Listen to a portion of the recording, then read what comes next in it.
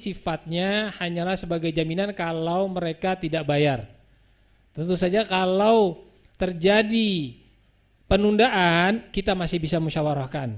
Kita tunda, kita tangguhkan, kita lihat. Karena pada awalnya juga kami ketika sebelum terjadi akad, melihat dulu kemampuan mereka untuk membayar. Nah, ketika di tengah jalan bisa saja, kalau istilah Ustadz Dr. Irwandi itu malang untung tak dapat diraih, malang tak dapat ditolak, dan seperti itu bisa saja terjadi. Maka ini kita bisa jual bersama kolateralnya. Kita bisa jual bersama. Kalau kurang berarti dia masih berhutang. Kalau lebih kami kembalikan. Ini yang telah kami lakukan, jual cara angsuran di BMT Bintaro.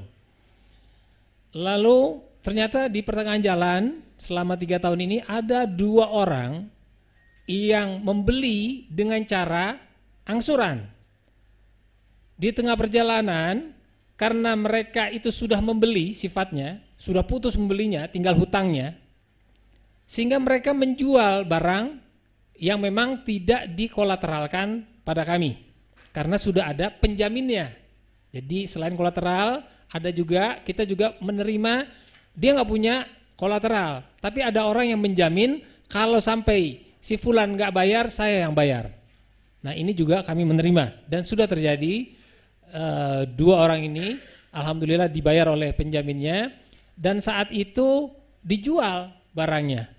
Yang satu laptop, yang satu motor.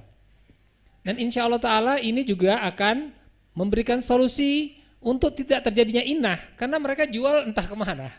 Gitu. Nah kami tetap mendapatkan imbalannya karena memang sudah ada penjaminnya, dan ini juga bisa ditelaah di buku Harta Haram Muamalah Kontemporer Ustadz Dr. Irwandi. Nah inilah salah satu daripada produk yang telah kami lakukan.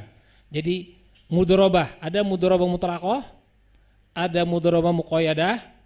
Dengan mudharabah mutlaqah tadi berbagai transaksi perniagaan biasa yang sifatnya jual beli tunai, kayak laundry kiloan, jual beras, air minum, gas, kita namakan dengan bagas, lalu ada klinik herbal, lalu ada jual cara angsuran itu sendiri, dan ada juga one stop shopping. Jadi ada orang beli mau membangun rumah, kita beliin bahan bangunannya, lalu kita jual, pokoknya dia tinggal SMS, rumahnya insya Allah Ta'ala siap untuk kami supply. Nah lalu yang kedua tadi muqayyadah, yang berjalan sekarang muqayyadahnya adalah jual cara angsuran, baik murabahah maupun langsung kami tentukan berapa jumlah cicilannya, langsung harga cicilannya, maupun kami bisa juga bermusyarakah dengan pengusaha lain gitu, atau bermurabahah juga dengan pengusaha lain. Mereka membutuhkan bahan-bahan alat-alat kesehatan, lalu alat-alat kesehatan ini kami jual dengan cara angsuran 3 bulan misalnya, lalu dia menjual sendiri ya dengan cara sendiri. Wallah. Dan berikutnya insyaallah taala adalah setelah mudharabah mutlaqah, mudharabah muqayyadah, kami juga mempunyai produk wadiah. BMT Bintaro ada produk wadiah. Cuma kalau produk wadiah ini benar-benar hanya dititipkan. Shahibul mal tidak mendapatkan tambahan maupun tidak mendapatkan pengurangan, tidak terkena pengurangan. Benar-benar dititipkan, kami benar-benar hanya memberikan solusi uangnya agar benar-benar bisa disimpan tanpa ada riba insyaallah ta'ala. Tapi yang berikutnya adalah kami dapatkan dari buku ini adalah pengembangan berikutnya yang insyaallah dan alhamdulillah sudah mulai dijalankan, yaitu dengan Al-Qard. Al-Qard itu hutang. Jadi BMT Bintaro berhutang dengan Shahibul Mal. Tapi yang memberikan hutang tidak akan menambah, tidak ada akan tambahannya, ziyadahnya maupun pengurangannya, tidak ada. Hanya kita berhutang pada periode tertentu atau suatu waktu dia mau ngambil, kita lihat juga dari persentasi jumlah dana yang tersedia di BMT Bintaro. enaknya yang memberikan hutang, yang berpiutang tidak menanggung rugi kalau terjadi kerugian, tapi juga tidak mendapatkan keuntungan. Jadi ini Al-Qard yang sudah kami jalankan, dan Al-Qard ini jauh sekali perbedaannya dengan muqayadah. Kalau kita benar-benar mudharabah muqayadah. Kalau mudharabah muqayadah, alhamdulillah semenjak berdirinya Allah Ta'ala mudahkan kami mendapatkan hasilnya. Jadi semenjak berdirinya alhamdulillah insya Allah Ta'ala sampai seterusnya mendapatkan hasil. Allah mudahkan kita mendapatkan keuntungan, karena memang tugas kami untuk mencari keuntungan. Jadi tugas daripada semua para mudharib untuk mencari keuntungan bagi sahibul mal. Itu adalah Al-Qard. Dan berikutnya juga kami ada wakalah. Wakalah ini jatuhnya kami broker ya. Broker baik bisa brokernya dari pihak sahibul mal maupun dari pihak mudharib. Ya, jadi jatuhnya kami tidak mendapatkan keuntungan atau tidak mengalami kerugian, tapi mendapatkan persentasi komisi. Ya, ini wakalah. Itu alhamdulillah yang telah dijalankan oleh BMT Bintaro. Dan selanjutnya insya Allah Ta'ala kami juga akan meluncurkan satu produk baru yang bernama Ta'min Ta'awuni. Asuransi tolong menolong, benar-benar murni tolong menolong. Tadinya saya pikir juga begitu orang ngomong asuransi, udahlah asuransi. Ada 3 hal yang sering Ustadz Erwandi bilang di Radio Roja itu, ada zolim gitu kan, ada riba, ada goror gitu ya. Subhanallah, ternyata alhamdulillah ada asuransi yang memang insya Allah Ta'ala lepas dari ini semua, benar-benar terjadi tolong menolong sesama kaum mukminin.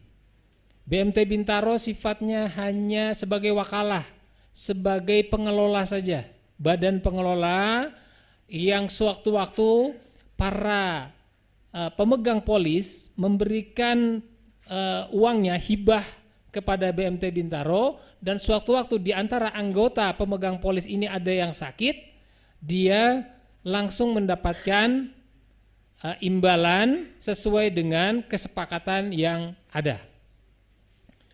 Nah, inilah Ta'min Ta'awuni. Jadi sifatnya para pemegang polis ini musyarakah. Sedangkan kami adalah wakalah. BMT Bintaro hanyalah wakalah. Lalu baru disalurkan kepada yang memang terkena musibah.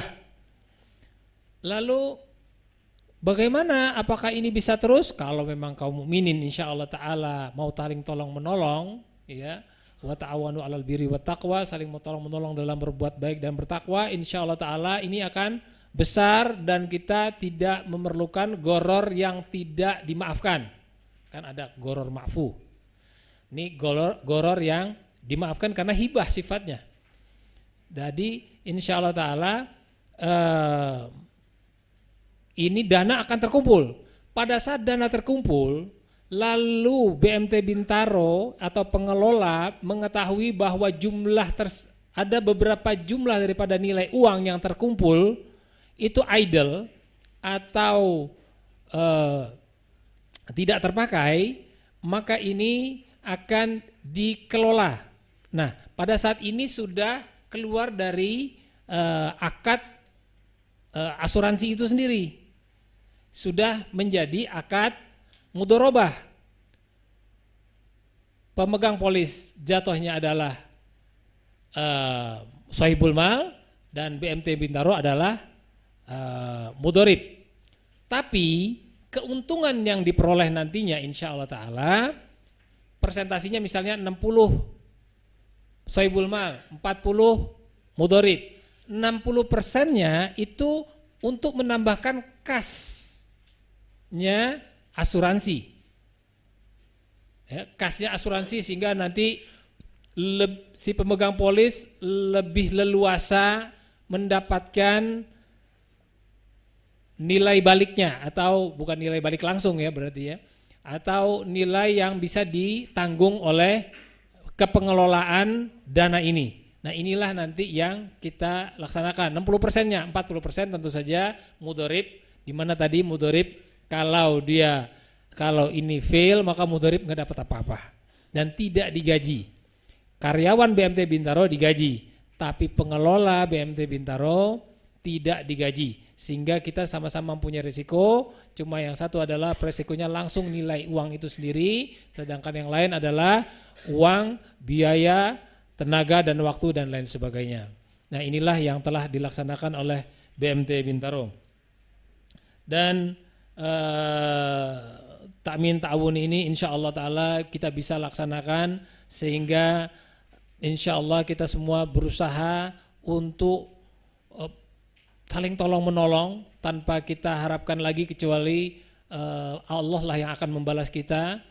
Fama ya'mal mithqala dzarratin khairan yarah, barang siapa berbuat kebaikan sebesar zarah saja maka insya Allah ta'ala nanti diperlihatkan oleh Allah Ar-Rahmanir Rahim di hari nanti, insya Allah ta'ala menyebabkan kita masuk ke dalam surganya Allah Azza wa Jalla, jauh dari azab api nerakanya, dan kita berusaha untuk terlepas dari berbagai praktek-praktek ribawi, baik melalui cara-cara yang telah kita kenal selama ini yang masih digodok baik oleh para ustadz, para alim dan Dewan Syariah Nasional, dan alhamdulillah di BMT Bintaro kita sudah bisa melaksanakan sesuai dengan apa-apa yang kita harapkan, apa yang kita pelajari lalu bisa diterapkan.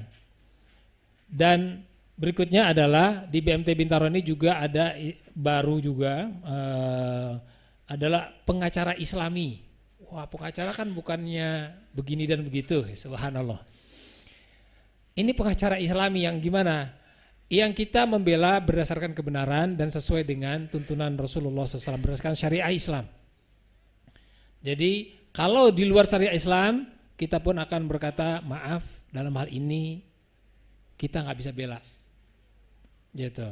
Misalnya kalau ada seorang jelas-jelas dengan ketangkep tangan dan saksinya banyak bahwa dia masukin narkoba ke Indonesia, minta dibela, gitu kan? Ya kita angkat tangan, gitu ya. Tapi hal-hal yang lain, tentu saja selama itu masih sesuai dengan syar'i, baik itu mulai dari hal-hal warisan atau sengketa ini dan itu, atau segala macam tindak pidana yang memang kita lihat dan nanti kami pelajari bersama Ustadz Dr. Erwandi atau dan berbagai narasumber lainnya, yang mana yang lebih kuat